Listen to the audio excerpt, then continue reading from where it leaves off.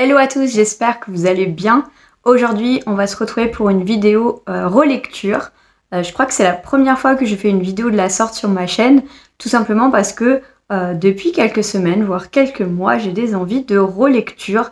Donc par le processus en fait de désencombrement de ma palle, de plus en plus, je m'autorise entre guillemets à réfléchir à relire certains ouvrages qui m'avaient marqué ou que j'ai oublié et que j'aimerais relire.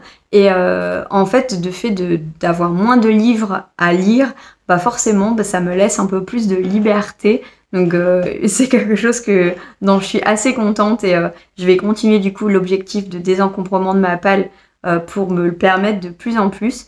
Et aujourd'hui, en fait, je vais vous présenter certaines sagas et certains livres que j'aimerais énormément relire, qui m'ont marqué lorsque j'étais plus jeune, la plupart avant que j'arrive sur cette chaîne, donc plutôt soit pendant mon adolescence, soit pendant ma vingtaine, on va dire, le début de ma vingtaine. Donc ça sera peut-être l'occasion pour vous de découvrir des titres un petit peu plus vieux ou que vous ne connaissez pas. En tout cas, voilà, il y a beaucoup de sagas et puis il y a quelques livres qui me donnent envie vraiment de reprendre. Donc je vais commencer par un ouvrage que j'ai jamais vu passer nulle part, pour être honnête. Et en fait, je l'avais reçu dans une box littéraire, une des premières box littéraires qui existait à l'époque. C'était... ça fait bien 15 ans maintenant. Ça passe vite, hein. Clairement. C'était un ouvrage qui à la base, je vous fais un petit suspense, me tentait pas tant que ça lorsque j'ai vu la couverture. Je me dis qu'est-ce que c'est que ce truc?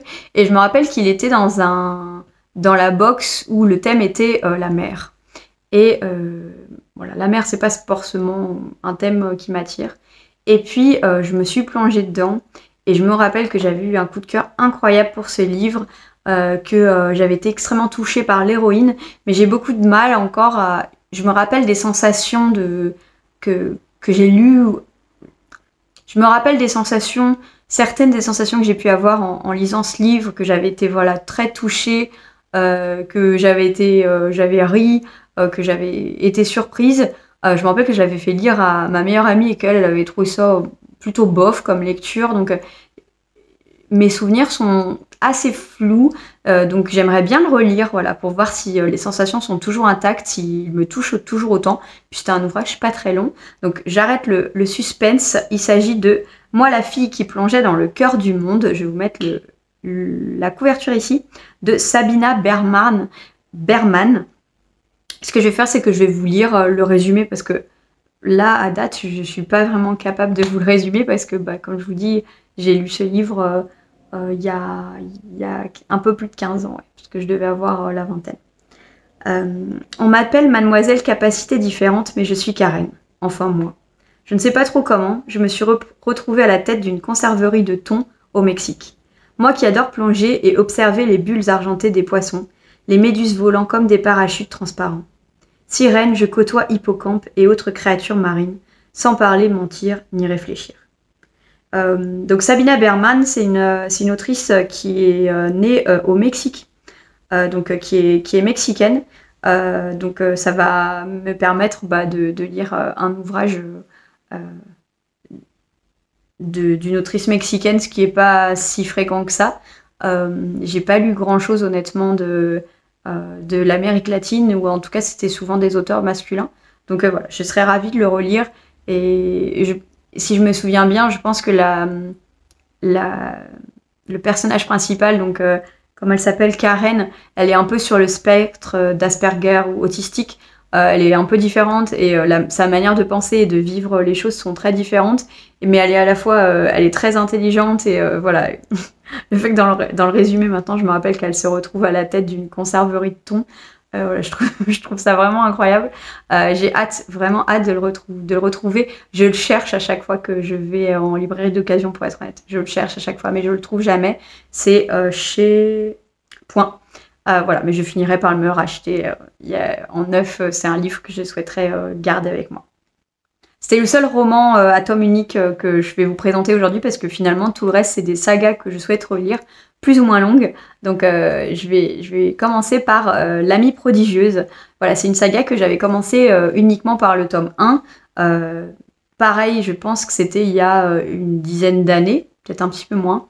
J'avais eu le tome 1 que j'avais beaucoup aimé et je m'étais pris le tome 2 d'occasion. Je me rappelle que j'avais pris le tome qui était il était un peu sale. Voilà, ça m'avait pas trop donné envie et puis j'ai laissé traîner du temps et en fait j'ai commencé à oublier, parce que moi mon souci c'est que j'oublie.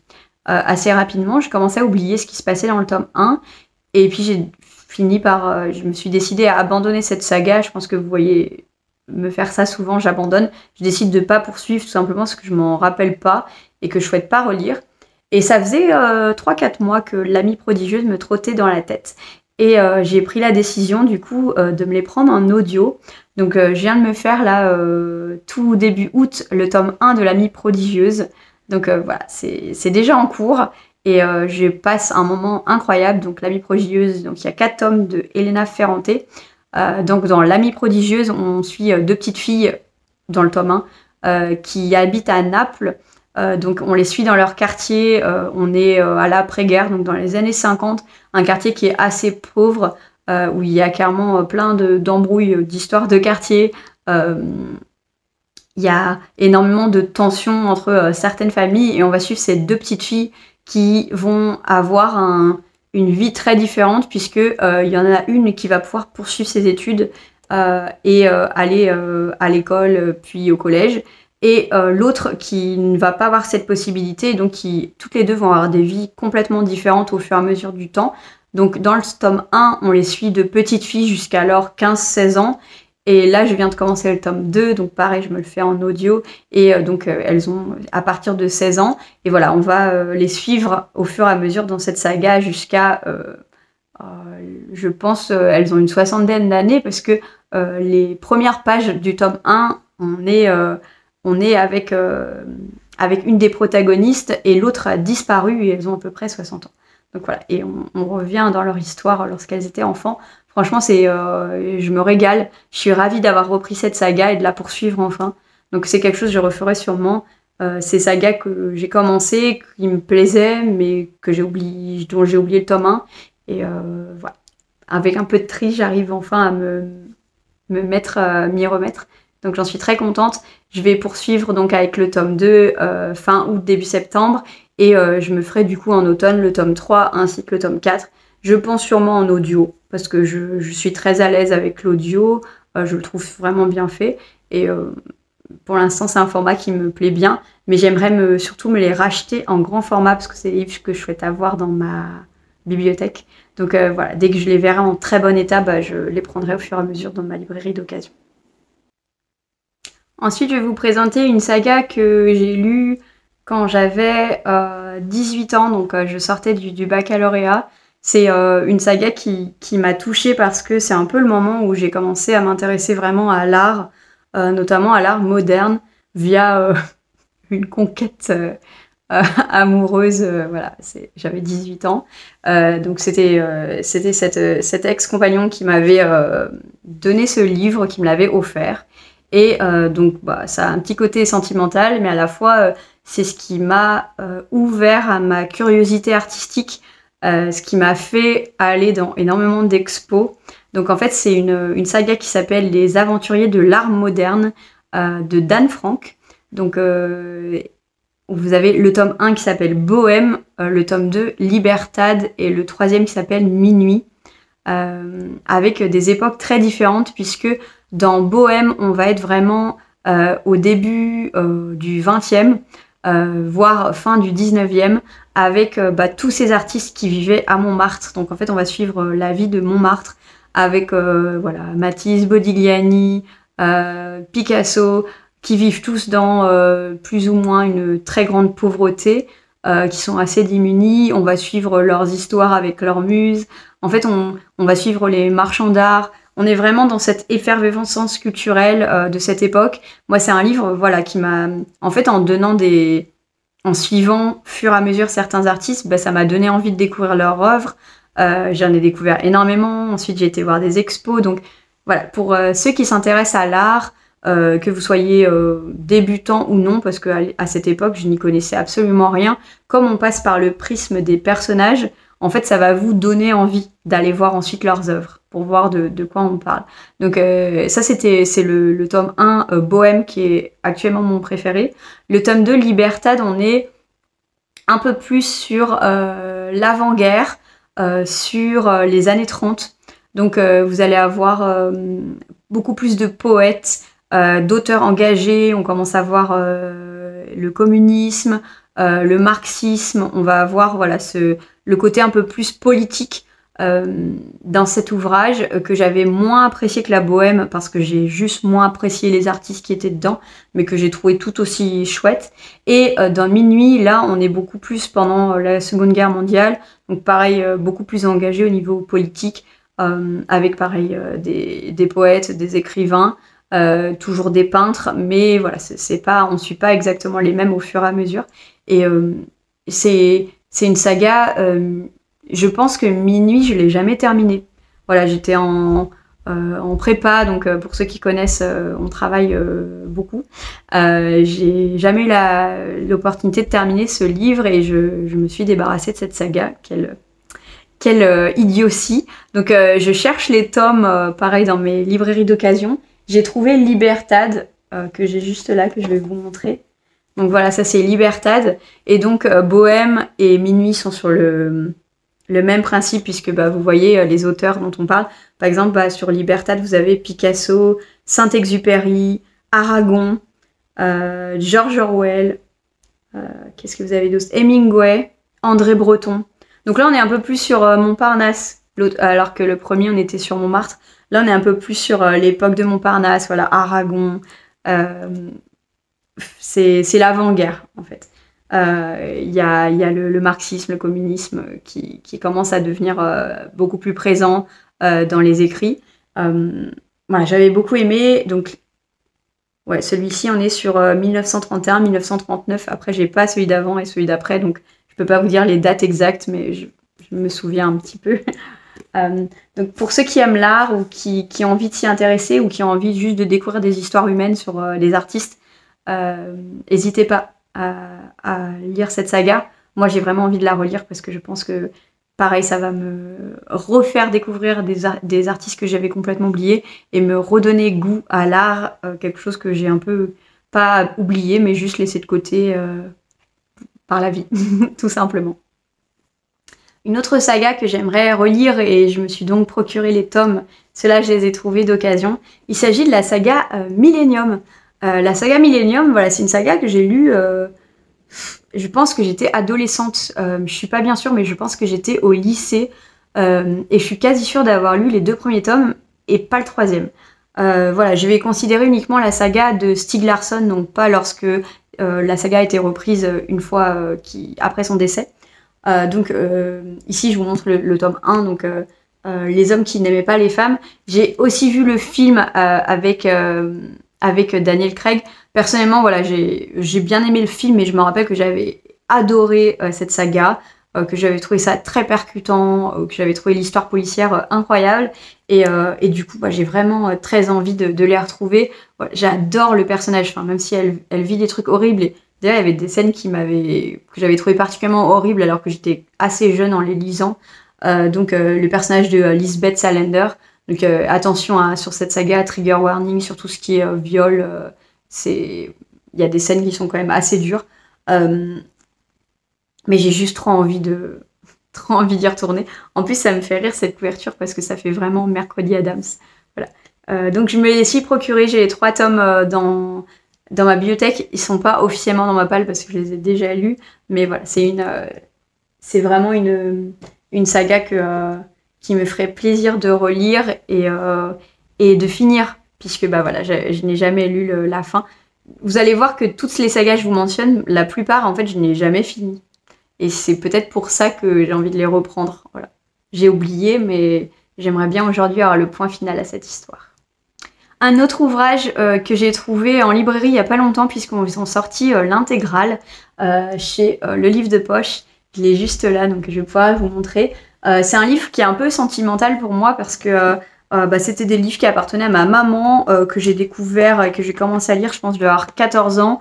Vous savez, j'étais dans une maison de vacances l'été, je m'ennuyais un petit peu et voilà, il n'y a pas forcément de librairie dans le coin, donc je fouillais dans les bibliothèques de ma maman et je suis tombée sur ces ouvrages et je les ai dévorés, j'ai absolument adoré. Je me rappelle qu'il lui manquait le tome 2 ou 3 et que j'avais couru dans je sais pas combien de supermarchés ou de centres culturels à l'époque parce que c'était vraiment à la campagne pour trouver ce tome parce qu'il fallait absolument la suite. Je vous parle de La bicyclette bleue de Régine Desforges. Il y a une adaptation avec Laetitia Casta. Bon, je ne sais pas si vous connaissez cette adaptation, mais j'avais beaucoup aimé aussi. La bicyclette bleue, on est pendant la Seconde Guerre mondiale et on suit une jeune fille qui s'appelle Léa Delmas en 1939 et on suit toute la Seconde Guerre mondiale à travers ses yeux, à travers les différents tomes. On va parler d'énormément de choses, on va parler de collaboration, de résistance, on va voir toute l'histoire en fait de cette jeune fille qui est très jeune, hein, qui a à peine 18 ans et qui essaye de se construire pendant la Seconde Guerre mondiale. Tout ce que ça implique, elle vient de la région de Bordeaux, il y a une histoire familiale aussi autour. Mais j'avais beaucoup aimé, alors de ce que je me rappelle, alors déjà il me semble que c'est un roman qui est, perso j'ai lu ça, j'avais 14 ans, il y a quand même pas mal de scènes érotiques, voilà. Je vais pas utiliser d'autres mots parce que sur YouTube ça risque d'être compliqué. Donc ça m'avait pas traumatisé, j'avais 14 ans, hein. Mais attention à quand même l'âge des lecteurs sur ce livre.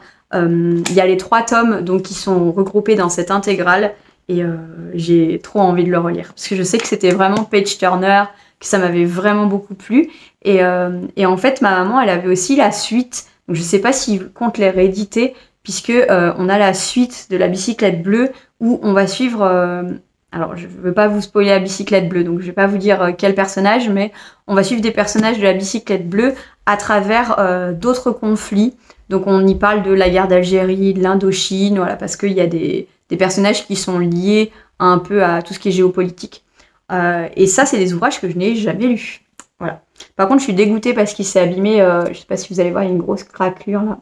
Donc je suis un peu déçue, il s'est abîmé dans mon tote bag lorsque je l'ai ramené. En tout cas, voilà, c'est le genre de livre qui, je sais, va se lire très vite, même si l'intégrale, forcément, moi, ça fait presque 1000 pages. Qui va me faire un bien fou. En tout cas, j'espère, parce qu'à l'époque, j'avais adoré. Depuis, j'ai lu 1 million de livres sur la Seconde Guerre mondiale. Donc, c'est surtout ça qui me fait peur. Est-ce qu'il est si bien que ça? Bon. Surtout, je me rappelle que Léa Delmas, elle est hyper énervante. Elle est parfois un peu petite fille pour gâter. Elle prend des décisions parfois qui sont vraiment aucun sens. Elle est assez capricieuse. Mais je me rappelle que j'avais adoré cette histoire. Donc j'espère que je l'adorerai de nouveau. Et enfin, la dernière saga que j'aimerais relire. Pour être honnête, en fait, j'ai trouvé un des tomes en librairie d'occasion. Et tout de suite, ça m'a fait un flash parce que je lisais cette saga lorsque j'étais au collège avec mon amie d'enfance, Caroline. Je te fais un coucou si jamais tu me regardes. Et en fait, c'est une saga que j'avais adorée. C'est une saga qui je pense, était dans ma librairie jeunesse. Et je suis pas sûre que c'était vraiment de la jeunesse. En tout cas, c'était de la fantasy. C'est ce qui m'a donné le goût, en vrai, à la fantasy. Je peux pas dire que c'est pas Harry Potter. Mais Harry Potter, c'est plus fantastique. Là, on est sur de la fantasy, plus fantasy. Mais je pense que cette saga a participé autant à mon plaisir de la lecture que Harry Potter et d'autres sagas. D'ailleurs, je vous ferai une vidéo spéciale là-dessus. Donc, je vous parle on arrête le suspense, Le clan des Autori de Liane Hearn. Ici, c'est le tome 2. Je les cherche en fait dans cette édition, puisque c'est dans cette édition que je les ai lus. Voilà. Lorsque j'étais gamine, hein, je devais avoir 12 ans, comme ça. Je devais être en 5e, 4e, 12, 13 ans. Et donc, je les cherche. Donc là, c'est le tome 2 et j'espère retrouver le tome 1 et le tome 3. Je sais qu'il y a une suite. Alors, il y a aussi une saga préquelle que j'ai essayé de lire et qui m'a laissé complètement de marbre. Donc, je ne les lirai pas. Et il y a aussi une suite. Donc là, c'est 3 tomes, je crois, et il me semble qu'elle a sorti d'autres ouvrages. Alors, à savoir que Liane Hearn, c'est une autrice qui est, il me semble, américaine, donc qui n'est pas du tout japonaise. Hein, donc, on est vraiment dans de la fantasy et voilà, on n'est pas du tout dans un One Voice, par exemple, rien à voir. Donc on est dans de la fantaisie médiévale japonisante, on va dire. Et on suit Takeo et Kaede, voilà, qui essayent de s'en sortir tant bien que mal dans ce monde. Je vais pas vous dire plus que ça. C'est une saga incroyable, page turner, plein d'actions. Les personnages sont géniaux. Il y a de la magie, des combats au sabre. Franchement, trop chouette.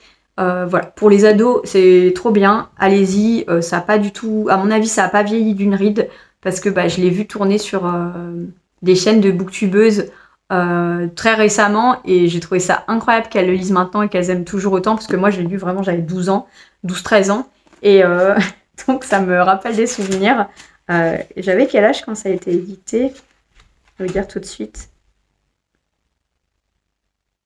J'avais 13 ans. Édition Gallimard Genèse. 13 ans. Parce que c'est sorti en 2003 et du coup, je l'ai acheté à sa sortie. Parce que je me rappelle encore en fait de la sortie en magasin. Ils avaient fait un petit display, un peu de pub. Donc voilà, j'ai hâte de relire cette saga. Dès que j'aurai les 3 tomes comme ça tout dorés en ma possession, je me referai cette saga. Donc voilà, j'espère que cette vidéo vous a plu, que vous avez peut-être découvert des titres. Alors certains, bon, je pense que l'Amie prodigieuse ou le Clan des Otori, vous devez connaître. Mais voilà, pour les autres, peut-être que ça vous a fait, ça vous a intrigué, ça vous a peut-être donné envie. N'hésitez pas s'il y en a qui veulent faire ces relectures, même si vous les découvrez avec moi, ça sera avec plaisir. Mettez-moi tout ça en commentaire si vous les avez lus, si vous les avez aimés, si ça vous a rappelé des souvenirs, enfin surtout celui-là, si comme moi vous l'avez lu quand vous aviez 13-14 ans, c'est de très bons souvenirs. Je vous fais de gros bisous et je vous dis à une prochaine pour une autre vidéo. Allez, bye!